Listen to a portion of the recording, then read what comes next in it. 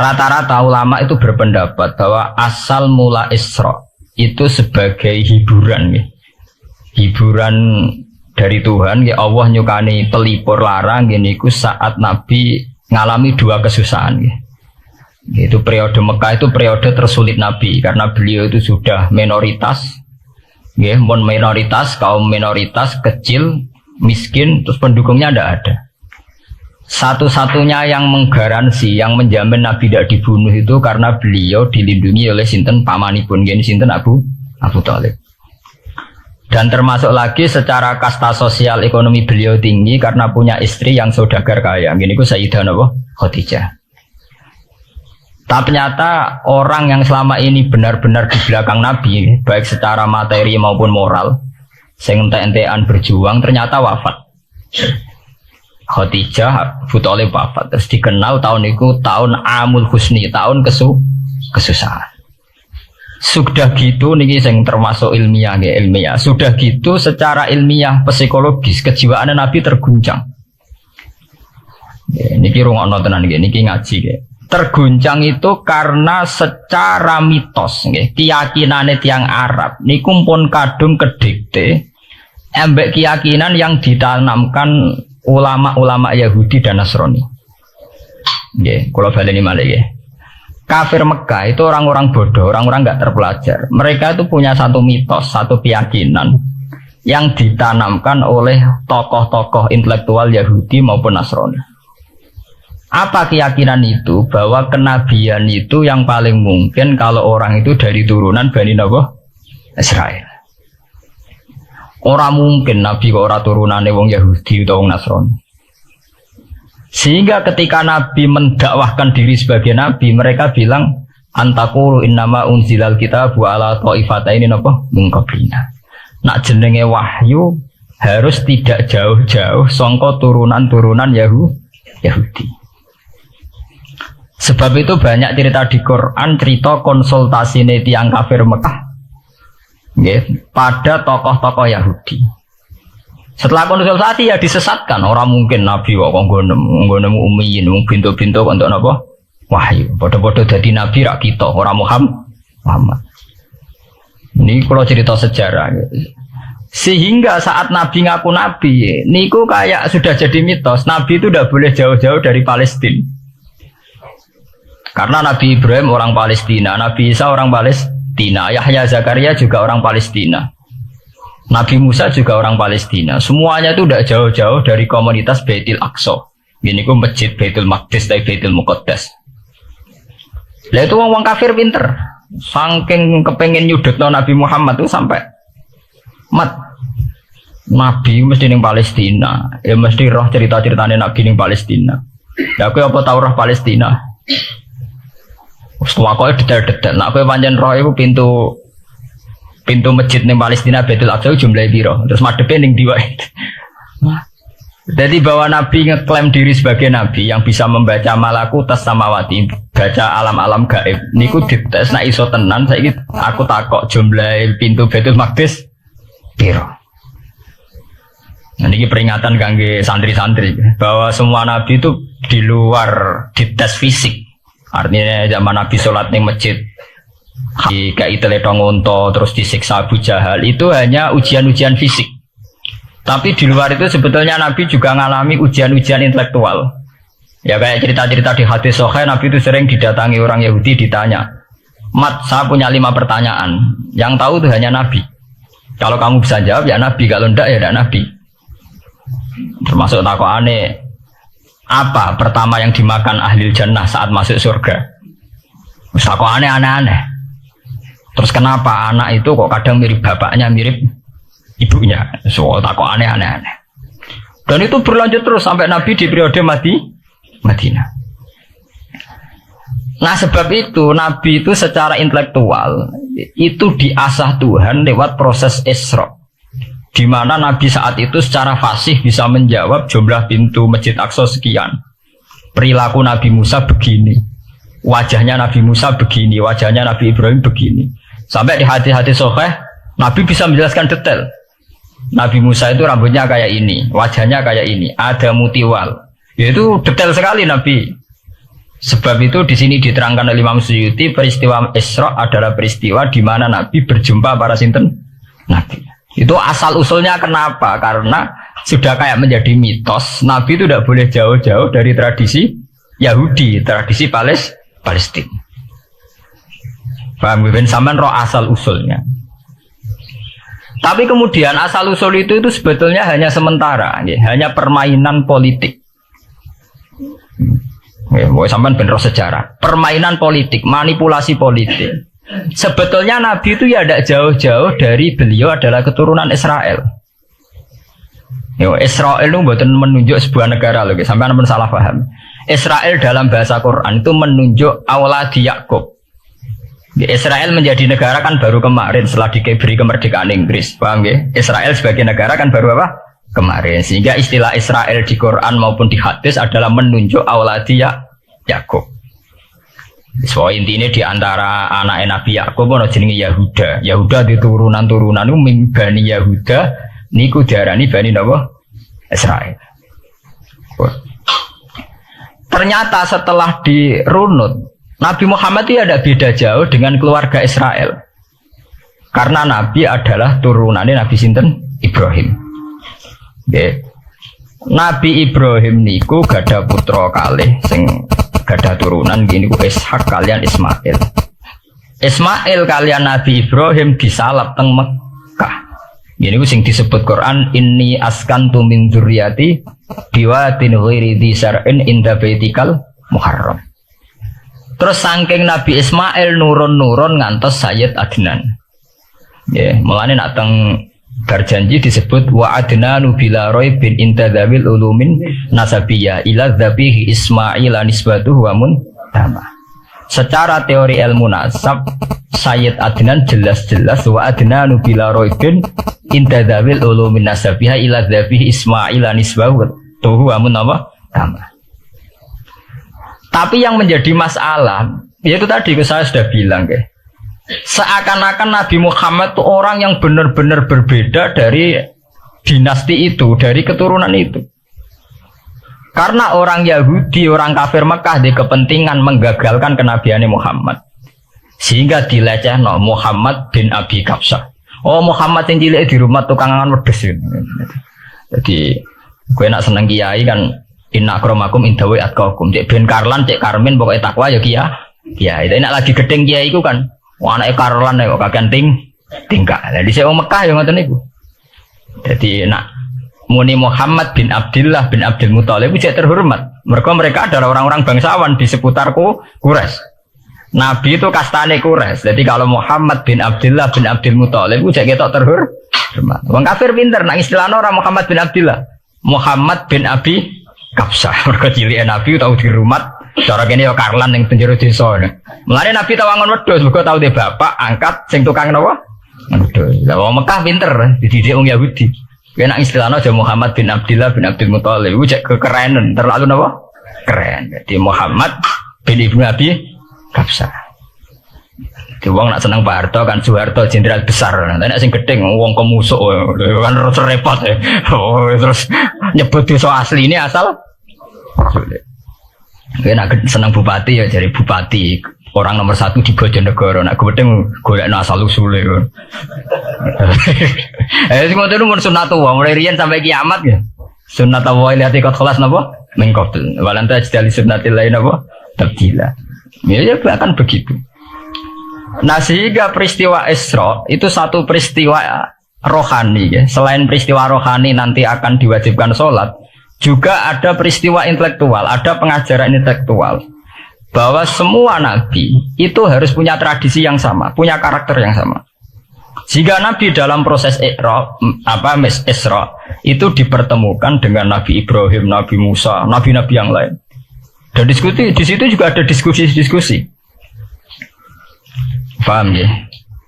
Niki penting ya, penting kalau terangkan karena kalau tanpa tradisi yang berkelanjutan ya, sing disebut tenggene thariqah jenenge as-sanad al-mu'tabar, sanad sing mu'tabar utawi nak tenggene pondok-pondok kitab disebut sanad sing muttasil. Ini nanti semua tradisi kenabian akan melenceng. Kalau melenceng itu ngeri. Karena setiap orang ya, mesti ada subjektivitas sendiri, punya versinya sendiri. Sehingga semua nabi harus model istilah politik itu punya platform yang sama, punya karakter yang sama, punya model yang apa? Sama. Nah, sebab itu secara intelektual Nabi Muhammad itu dikenalkan oleh karakter para nabi-nabi dulu. Ya detail. Satu Quran 30 juz. Andai kan sampai hafal Quran. Sampai merunut sejarahnya, coba kita ini kan kadung dibentuk, artinya kita ini ya alhamdulillah sudah kadung kebentuk, tahu sejarah para nabi.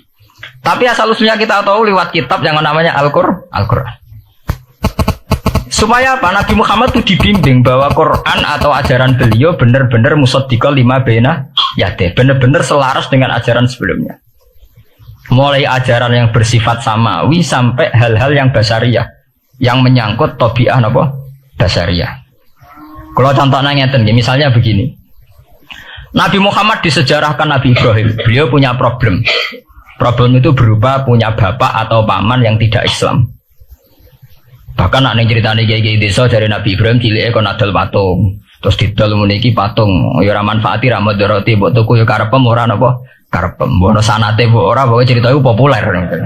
Disejarahkan begitu. Sehingga Nabi Muhammad tahu.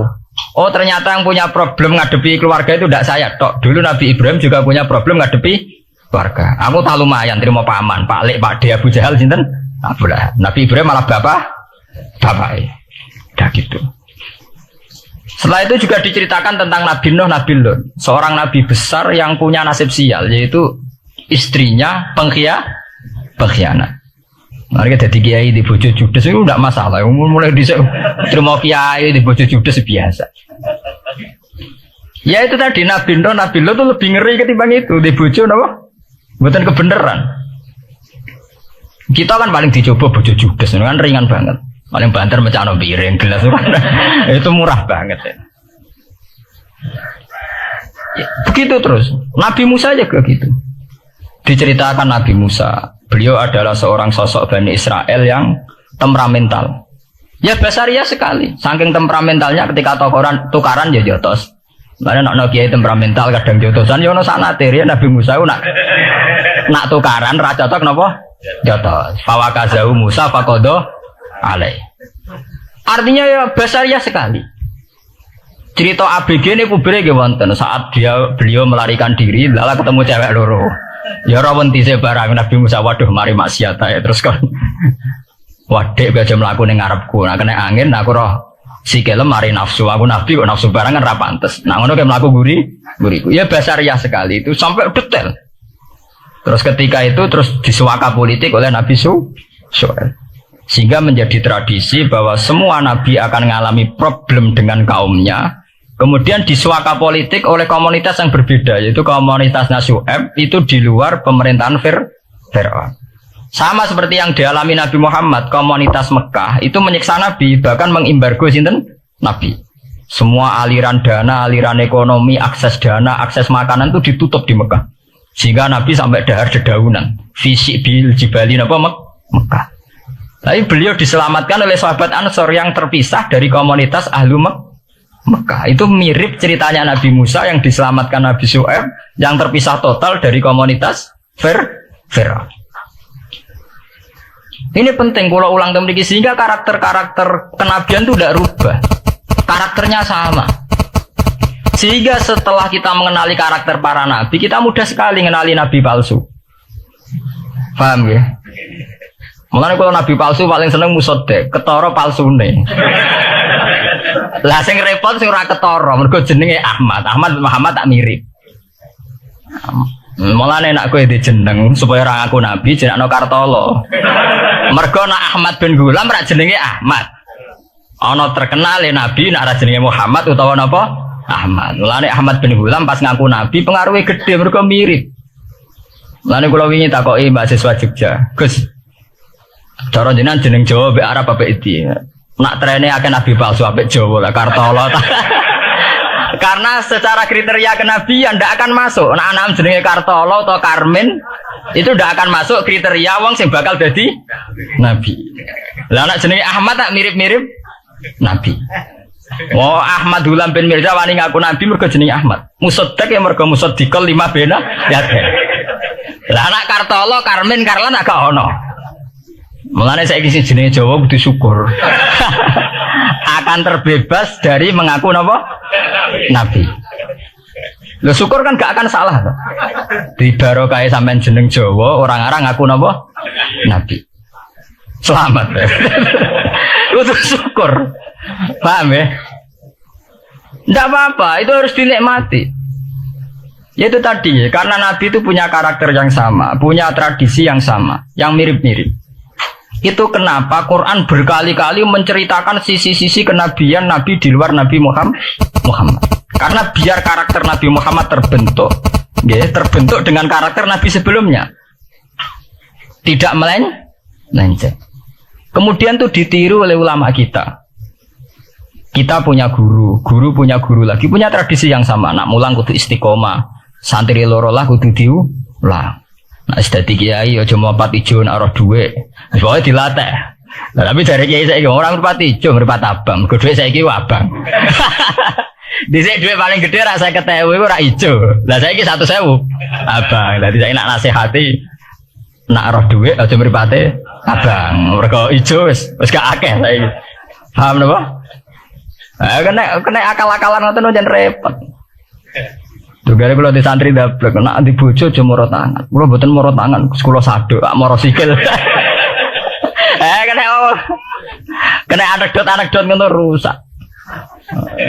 Adu-adu ning bojone. Bojone loro, bareng bojone nguap. Kowe jare rabi Pak ning njaba, bojom jare loro fitnah deh.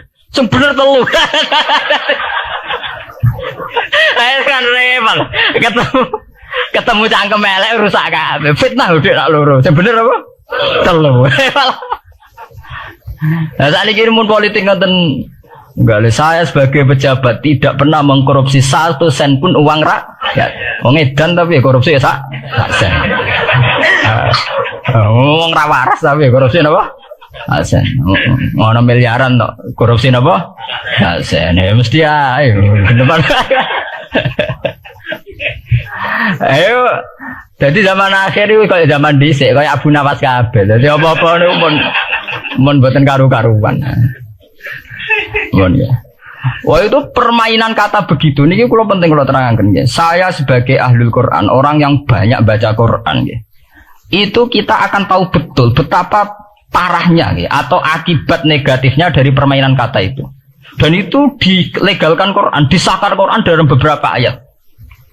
Yaqulun apa yuriduna ayutfi'u nurallahi bi afwahihim. Orang-orang Yahudi, Nasrani, kafir Mekah itu ingin sekali membunuh Islam lewat permainan kata bi afwahihim. Yaitu tadi misalnya kalau Muhammad bin Abdullah bin Abdul Muthalib itu kelihatan keren karena masih Bani Quraisy. Tapi kalau diistilahkan Muhammad bin Abi Kabsah, wah Muhammad sing anake Karlan niku, iku ora ummiyin. Ibaratnya dadi wong alim terus diistilahno bapakmu sing cilike iku angon wedhus. Ya terus repot terus ajur kah? Kabeh. Itu biafahim. Efektivitas biafahim itu sampai tenggene Tarikhus Suyuti wonten keterangan wa min dzalika irtadda jam'un minas sahabah. Dari permainan kata yang ditanamkan orang Yahudi itu sampai banyak sahabat yang murtad. Istilahnya itu jam'un minas sahabah. Meskipun setelah murtad itu ya divonis tidak sahabat. Misalnya menyangkut nasa mansuh. Orang Yahudi pinter, du'afaul muslimin, orang-orang muslim yang imannya masih lemah. Delok le nabimu, wong kok pelin-pelane ngono. Dhisik Ka'bah madhep Baitul Maqdis. Iku wis bener iku mergo kiblate Nabi Musa. Nabi-nabi dhisik kiblate Baitul Maqdis. Nah saiki gara-gara dekne kangen keluargane manyen dekne cak Mekah, saiki kangen Mekah. Terus kon manggon omahe buyut-buyute. Dan saiki kiblat diadepno omahe buyut-buyute. Kangen-kangene dhewe tunggu urusan kiblat. Jadi pas Nabi itu masih di Medina. 16 bulan Nabi sholatnya madhep Baitul Maqdis. Suatu saat tok wahyu falanu walliyana kakiblatan tarduha. Fawalli wajhaka syatral Masjidil Haram. Sakniki kan madhep teng Mekah. Sajane iki normal saja. Artinya normal ya normal. Tapi orang Yahudi memanipulasi bahwa itu fakta bahwa Muhammad itu memimpin agama dengan cara tradisinya sendiri. Mergo dekne kangen keluargane ra iso muleh. Terus salat madhep daerah dhewe, nggo pelipur lar. Jare sahabat sing do hafal muslimin diangen-angen ya iya. Dan ini kalau peringatan tentang santri-santri ya. Sebab itu kalau sampai jadi kiai itu santri harus punya wawasan intelektual yang luas. Semenjak itu Quran mewahyukan secara nalar sejarah. Ya ini sing disebut ayat Inna awwala baiti wudi'a lin-nasi lalladzi bi Bakkata mubaraka wa hudal lil alamin fihi ayatum bayyinatum maqamun apa Ibrahim. Akhirnya Nabi Muhammad nantang ning tokoh-tokoh Yahudi. Apa salahnya saya punya dua kiblat? Baitul Maqdis adalah kiblatul anbiya karena dulu Nabi Musa di situ, Nabi Isa di situ. Sekarang saya menghadap ke kiblat yang lain karena itu kiblatul Ibrahim dan dia lebih senior. Lebih apa? Senior. Sebelum ada Baitul Maqdis sudah ada Mekah. Mekah lebih senior, lebih tua. Terus disebut fihi ayatum bayyinatum maqamun apa? Ibrahim. Nabi Musa, Isa adalah periode setelah Ibrahim. Sebab itu akhirnya semenjak perdebatan itu orang Islam bangga. Makanya sampean kalau ngaji hadis-hadis sahabat itu bangga.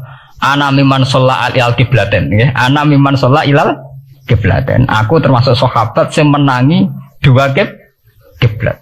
Mergo zaman madhep Baitul Maqdis ya kiblatul anbiya, madhep Mekah ya kiblatul anbiya.